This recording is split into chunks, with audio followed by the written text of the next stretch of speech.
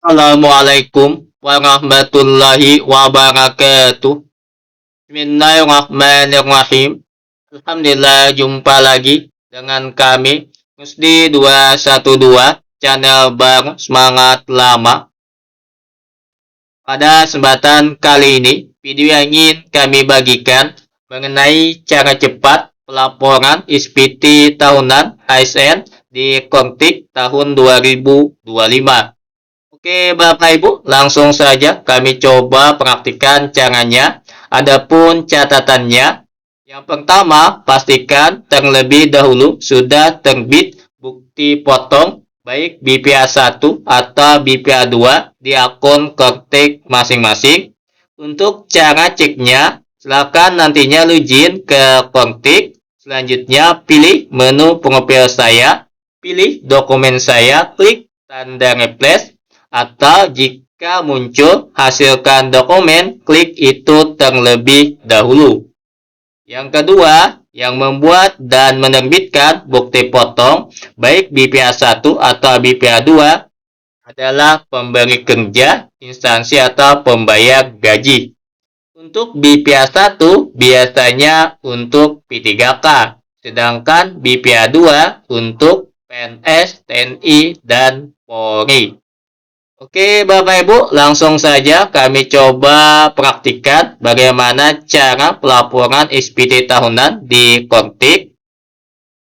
Di sini kami sudah langsung login ke Kortik. Sebelum kita contohkan cara pelaporan SPT-nya, kita coba praktikkan terlebih dahulu bagaimana cara mencek bukti potong.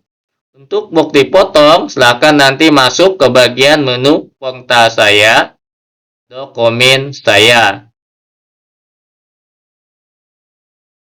Oke. Selanjutnya, Bapak Ibu, silakan klik tanda refresh. Namun, jika ada di bagian atas di sini, hasilkan dokumen, silakan klik terlebih dahulu hasilkan dokumen. Jika tidak ada, langsung saja klik tanda refresh. Oke. Berikutnya, silakan diperhatikan apakah sudah ada dokumen BPA 2 atau BPA 1 sesuai dengan peruntukannya. Biasanya untuk PNS menggunakan BPA 2 seperti ini. Jika sudah ada, Bapak Ibu, silakan geser ke samping kanan sampai ke bagian unduh. Di bagian di sini tinggal kita klik unduh untuk mendownload bukti potongnya. Silakan disimpan nantinya sebagai bahan untuk pelaporan SPT tahunan. Kita lanjut, Bapak Ibu. Kita masuk ke bagian pelaporannya. Kita pilih menunya SPT. Kita pilih lagi SPT. Oke, berikutnya kita klik buat konsep SPT. Kita pilih PPH orang pribadi. Klik lanjut. Kita pilih SPT tahunan. Periode dan tahun pajak biasanya muncul otomatis by system. Januari, Desember 2025, tinggal dipilih, klik lanjut. Model SPT kita pilih normal, sebelum nantinya pembetulan jika ada koreksi setelah dilakukan lapor dan kirim. Kita klik buat konsep SPT. Jika berhasil membuat konsep SPT, kita lanjut untuk melakukan pengisian. Klik tanda lihat atau pensil ini. Oke. Di bagian induk di sini, Bapak Ibu, langkah pertama pastikan klik posting SPT terlebih dahulu. Kita klik posting SPT. Jika nantinya ada notifikasi seperti itu, tidak jadi masalah. Yang penting sudah diklik posting SPT. Berikutnya, setelah kita posting, kita masuk ke bagian metode pembukuan atau pencatatan. biasanya menggunakan pencatatan. Sumber penghasilan, silakan nantinya Bapak Ibu pilih. Untuk ASN, sumber penghasilan utama biasanya dari pekerjaan. Jika nantinya Bapak Ibu lebih dari satu sumber penghasilannya, silakan menyesuaikan. Di sini kami contohkan cukup satu, yaitu berdasarkan pekerjaan. Oke. Kita lanjut ke bagian A, identitas wajib pajak. Di bagian identitas wajib pajak di sini semuanya terisi otomatis by system kecuali nomor 7. Untuk isian nomor 7 sifatnya pilihan bagi perpajakan suami dan istri yang statusnya PH atau IMTI. Jika nantinya Bapak Ibu statusnya bukan PH atau IMTI, tidak perlu memilih di sini. Sekali lagi kami ulangi, jika nantinya statusnya Bapak Ibu bukan PH atau IMTI, tidak perlu memilih. Untuk mencek statusnya apakah PH atau IMTI, silakan dilihat di menu profil. Di sini yang kami contohkan kebetulan statusnya bukan PH atau IMTI, jadi kami tidak perlu memilih yang ini. Kita lanjut saja, ini kita sederhanakan tampilannya, kita sembunyikan. Oke. Kita lanjut ke bagian ikhtisar penghasilan neto. Silakan nantinya Bapak Ibu jawab pertanyaan yang mana bisa dijawab sesuai dengan keadaan yang sebenarnya. Yang pertama, apakah Anda menerima penghasilan dari dalam negeri untuk pekerjaan? Tentunya ya. Biasanya angkanya akan terisi otomatis dari bukti potong yang ada, yaitu BPA2 untuk PNS. Jadi tidak perlu lagi mengisi manual. Namun nantinya jika ada tambahan bukti potong yang lainnya, silakan isikan secara manual. Kita lanjut Bapak Ibu untuk ke pertanyaan yang lain. Ini kami jawab cepat saja. Silakan nantinya Bapak Ibu menyesuaikan yang ini. Kami pilih tidak dan tidak. Kita lanjut ke bagian C, penghitungan pajak terutang. Oke, terkait dengan di sini Bapak Ibu, untuk pertanyaan nomor 3, apakah terdapat pengurangan penghasilan neto seperti kompensasi kerugian atau zakat atau sumbangan selain yang dihitung dalam formulir BPA1 atau BPA2? Apakah ada? Silakan dijawab. Silakan dicek nantinya bukti potongnya Bapak Ibu. Coba kita buka terlebih dahulu bukti potongnya. Jadi pengurang Bapak Ibu selain yang ada di sini, apakah ada? Biasanya Bapak Ibu rata-rata tidak ada. Silakan nanti disesuaikan Bapak Ibu jika ada pengurang selain yang terdapat pada BPA1 atau BPA2. Kami jawab tidak. Kita lanjut ke bagian penghasilan tidak kena pajak, yaitu PTKP. Kita buka lagi sesuai dengan buput. Silakan nantinya Bapak Ibu cek ke bagian status PTKP di sini. Apa statusnya? Hingga langsung disesuaikan dengan isian yang pada kontik. Sini kami contohkan statusnya tadi kawin tul anak.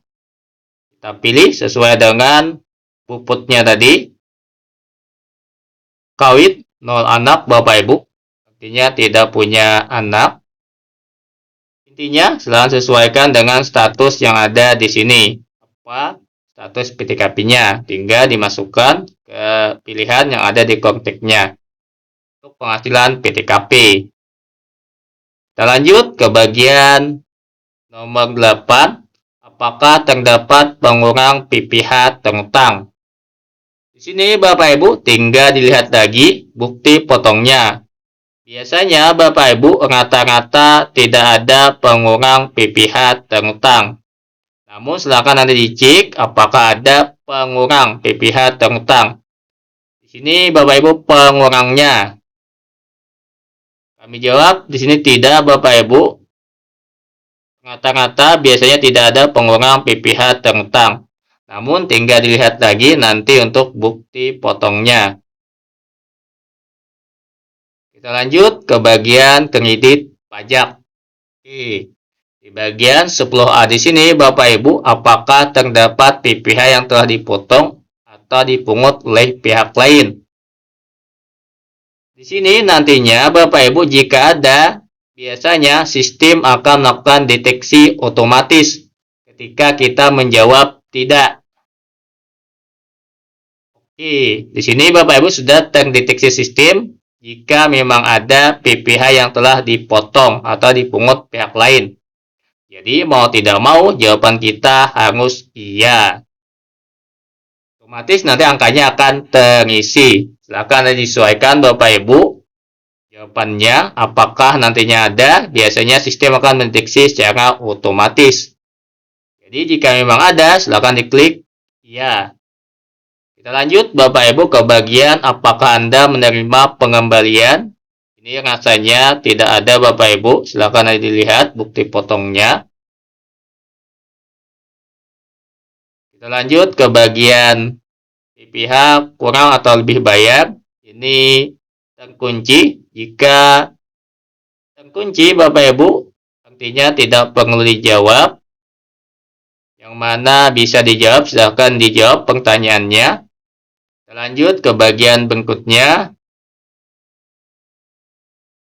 Rasanya ini terkunci semua Bapak Ibu karena statusnya, coba kita lihat statusnya terlebih dahulu. Oke, kita masuk ke bagian H. Ini bisa diisi Bapak Ibu. Apakah Anda menerima penghasilan teratur terkait dengan PPh pasal 25? Ini kami jawab biasanya, normalnya tidak Bapak Ibu.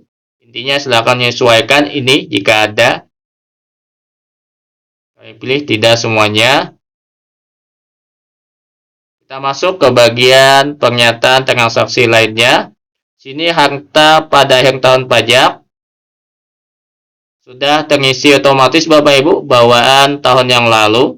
Nantinya silakan menyesuaikan jika ada yang baru terkait dengan harta akhir tahun pajak. Biasanya ada tanda bintangnya di sini. Nanti akan kami jelaskan di bagian harta di sini. Kita lanjut saja ke bagian yang lainnya. Apakah Anda memiliki utang? Ini menyesuaikan. Di sini kami jawab tidak Bapak Ibu. Nantinya jika ada akan muncul lampiran 1 bagian B jika ada utang. Artinya wajib diisi jika menjawab ada utang. Kami kembalikan ke bagian jawaban tidak Bapak Ibu. Tidak ada lampiran yang muncul. Terkait dengan nomor 14C, apakah Anda menerima penghasilan dikenakan pajak penghasilan bersifat final? Ini biasanya juga terisi otomatis by sistem jika kita jawab iya, jika memang ada. Namun nantinya bisa juga diisikan manual jika ada penghasilan final lainnya.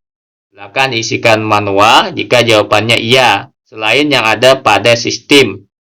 Jika memang ada. Kita lanjut ke bagian berikutnya Bapak Ibu. Yang mana bisa dijawab, kita jawab. Ini apakah Anda menerima penghasilan tidak termasuk objek pajak? Kita pilih tidak saja Bapak Ibu.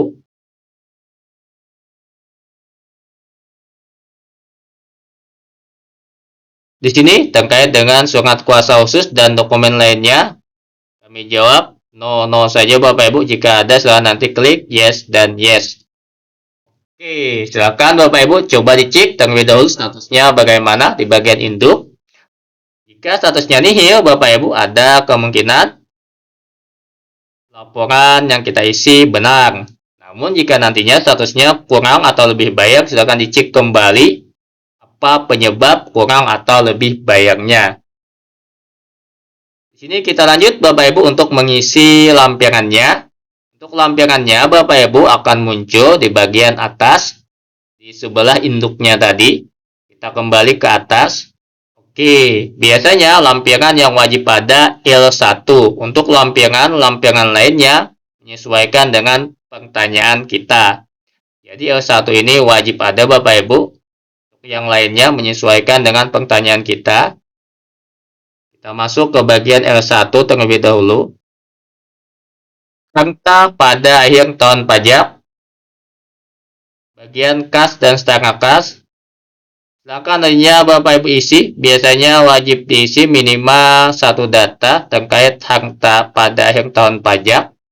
Kita contohkan yang di sini Bapak Ibu, kas dan setengah kas. Pengisiannya kita klik tombol tambah. Kita contohkan misal tabungan. Misal saja Bapak Ibu, kita klik tabungan.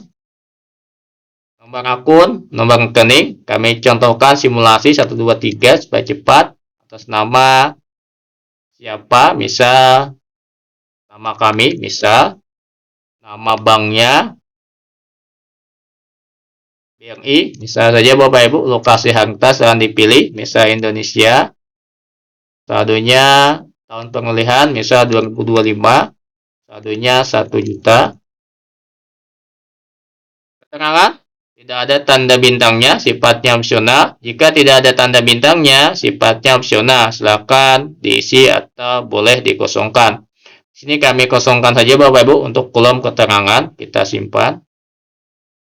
Oke, kita lanjut. Jika ada lagi, silakan tambahkan seperti tadi. Untuk piutang, jika ada piutang, silakan ditambahkan. Ini piutang Bapak Ibu bukan utang. Piutang, jika ada silakan ditambahkan. Investasi, jika ada silakan tambahkan. Harta bergerak Bapak Ibu, ini bawaan tahun lalu, tahun-tahun sebelumnya. Jika pernah melakukan pelaporan SPT tahunan di DJP Online. Untuk menambah yang baru, tinggal klik tombol tambah. Silakan diisi, kurang lebih pengisiannya sama seperti tahun sebelumnya pada DJP Online.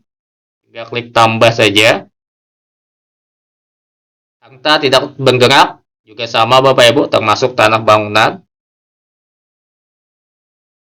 Harta lainnya juga sama.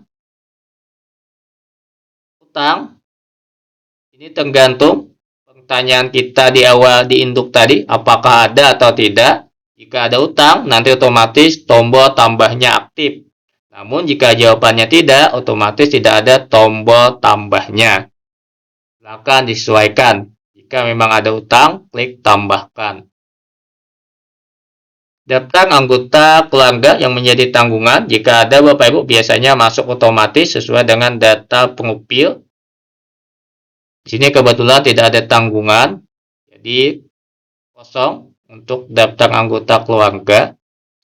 Terkait dengan penghasilan itu, bagian 1D di sini, ini sudah otomatis berdasarkan bukti potong. Namun jika ada bukti potong lainnya yang belum ditambahkan secara otomatis, bisa tambahkan secara manual. Ini kita lewati saja Bapak Ibu, sudah otomatis. Begitu juga dengan daftar bukti pemungutan PPh, jika memang ada sudah otomatis masuk ke sini. Selanjutnya Bapak Ibu, jangan lupa disimpan konsep terlebih dahulu supaya tersimpan isiannya. Oke, kita lanjut ke bagian lampiran lainnya. Kita ke atas. Jika ada lampiran lainnya seperti L2, silakan dibuka lagi. L2 di sini terkait dengan penghasilan PINA. Jika kita jawab tadi ada. Biasanya juga otomatis terisi by system, namun bisa juga dimasukkan secara manual jika ada penghasilan yang bersifat PINA lainnya. Hingga diklik tambah secara manual di sini, masukkan NPP pemotong.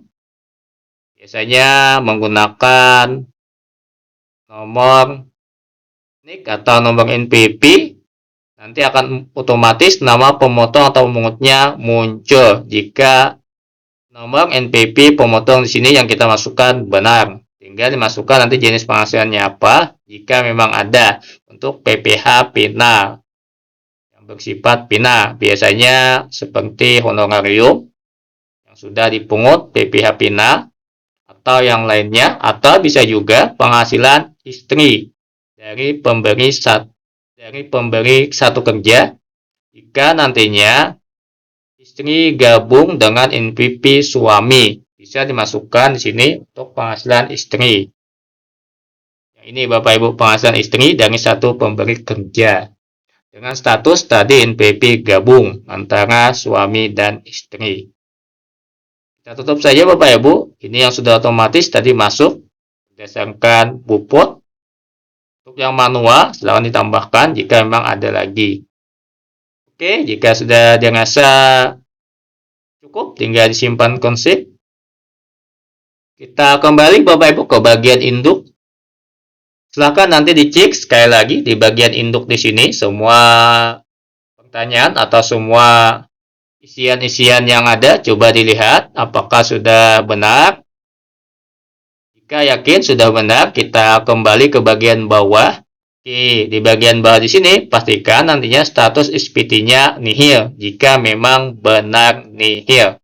Untuk masalah kurang atau lebih banyak, silakan dicari penyebabnya jika memang ada yang lebih atau kurang bayar. Ini kami pastikan Bapak Ibu untuk yang statusnya nihil saja, kami coba laporkan. Tinggal klik centang. Berikutnya dicoba simpan konsep terlebih dahulu yang ini. Selanjutnya Bapak Ibu tinggal klik bayar dan lapor. Biasanya ketika kita mengklik bayar dan lapor di sini, jika ada isian yang belum lengkap, akan ada warning atau notifikasi dari sistem. Kita coba terlebih dahulu klik bayar dan lapor. Apakah ada warningnya atau notifikasinya? Oke Bapak Ibu, ini ada warning kolom wajib kosong, artinya ada yang belum terisi. Kita cek lagi ke atas isiannya. Kita lihat yang mana Bapak Ibu yang terlewatkan. Biasanya merah Bapak Ibu seperti ini, diberi tanda merah. Ini kami terlewatkan tadi untuk DPD. Kita isi saja. Kita jawab tidak. Kita coba klik bayar dan lapor lagi. Oke, berhasil Bapak Ibu. Sukses, ini tutup saja. Silakan nantinya dibaca pemberitahuannya sebelum ditutup. Kita tutup saja Bapak Ibu. Berikutnya, tinggal nantinya Bapak Ibu melakukan konfirmasi tanda tangan. Caranya, biasanya penyedia tanda tangan otomatis muncul yaitu kode otorisasi DJP by sistem. Kata sandi penanda tangan juga otomatis terisi. Namun jika nantinya Bapak Ibu belum terisi otomatis, silakan isikan secara manual sesuai dengan pas frase yang kita buat waktu membuat kode sertifikat otorisasi DJP. Biasanya sudah otomatis, tinggal klik di sini untuk melakukan konfirmasi. Klik di bagian kolom kata sandi penanda tangan, berikutnya klik konfirmasi.